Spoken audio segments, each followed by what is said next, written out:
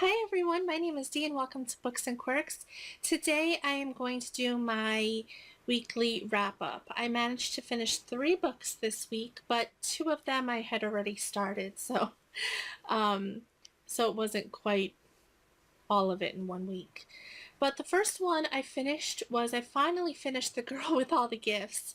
And again, I'll put a picture because I read it on my Kindle, but you know, I really enjoyed this book for the most part. I talked about it quite a bit last week, so I won't go into it again except to say that it's a um a refreshing look at zombies.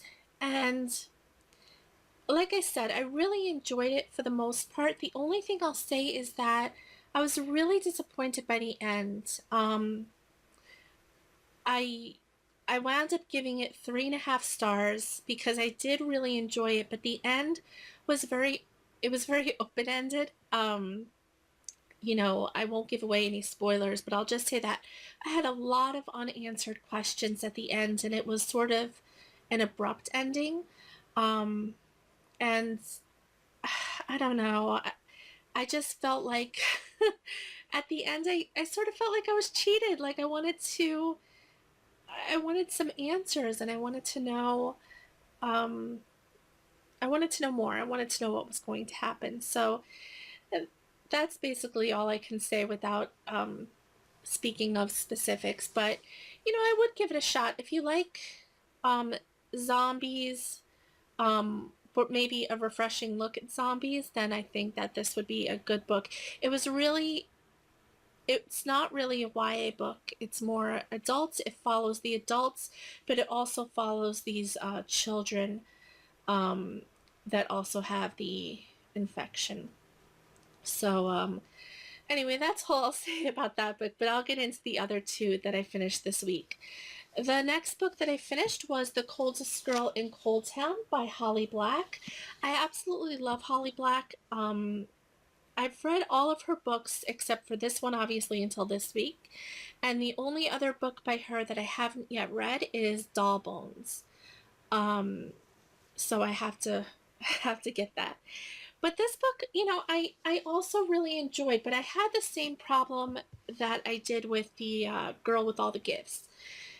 This is a YA book about vampires where the world is has become overrun with vampires. And in order to contain the vampires, the government has built these coal towns where the vampires can sort of live on their own and thrive, I guess. Um, it follows a young girl. Her name is Tana, and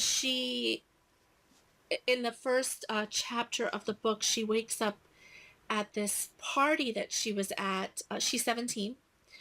She wakes up at this party where everyone has been massacred by a vampire except for her and one other person, and she sort of and in her trying to get out of the house, one of the vampires was still there and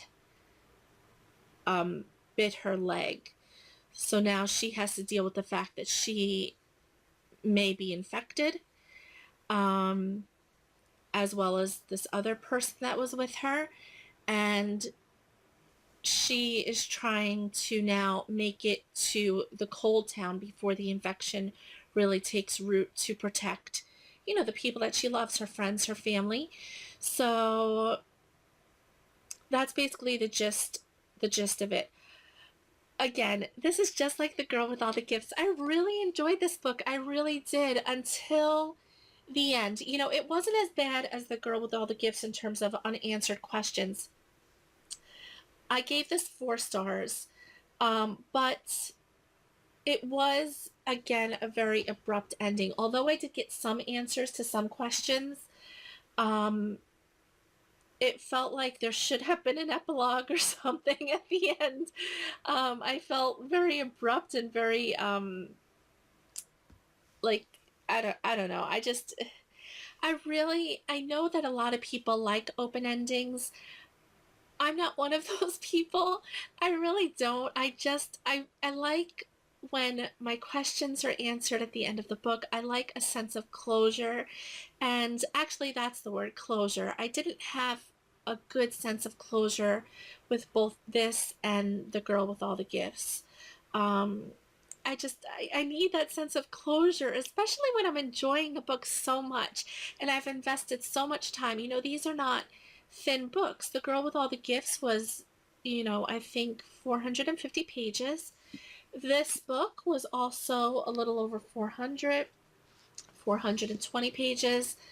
So I don't know. And I really love Holly Black. I have loved all her books so far. This one is not my favorite, but yeah, I need more at the end. I need that epilogue. um and the last book that I finished this week is the fourth book in the Black Dagger Brotherhood series, and that's Lover Revealed. This is a typical romance, paranormal romance. You probably don't need me to go too much into it. It's just I love these books, and I wanted to keep continuing. The only thing that I will say for J.R. Ward's for this series in particular is that I didn't enjoy this book as much as I enjoyed. I think the first two books in the series so far were my favorite. The third book that I read, a couple weeks ago was okay, and this one was okay as well. Um, but the first two books were phenomenal. So I have the next two books, the fifth and the sixth in the series. So hopefully those are just as good.